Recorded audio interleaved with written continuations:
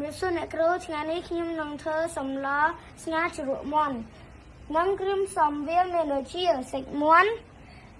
គល់ស្លឹកគ្រៃដំដេងស្លឹកក្រូចសើចនិងខ្ទឹមសខ្ទឹមក្រហមនិងដុំស៊ុបខ្មែរហើយមានស្លឹកជីនិងក្រូចឆ្មាហើយមានអំបិលស្ករប៊ីចេងនិងទឹកត្រីហើយយើងមានទឹកចំនួនដើម្បីចំនួនសាច់មាន់ហើយយើងបើកអានេះរួចយើងយកអានេះដាក់ចូលក្នុងនោះហើយបិទគម្របវា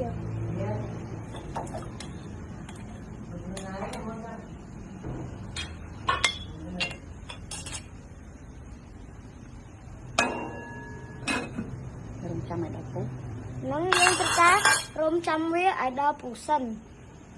ឡូវទឹកយើងពុះហើយ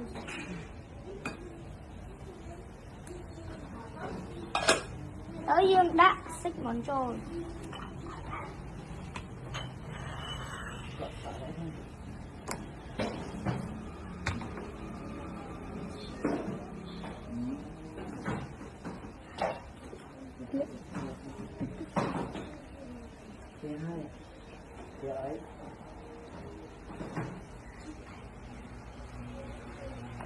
លើកជាចាក់មកគ្រូ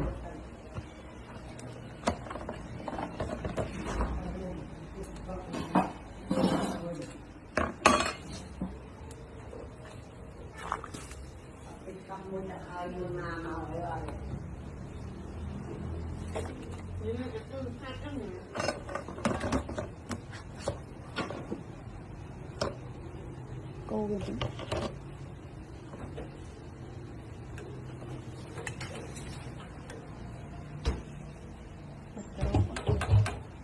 ហើយយើងបិទសិនទៅយើងដាក់គ្រឿងចូលលើចិត្តពេញវាណៃវាខំមុនណាខំមុនព្រោះនេះមកទៅបិទហើយយើងបិទសម្រាប់វាហើយសំស្សិនមកធ្វើការកូពិតក្នុង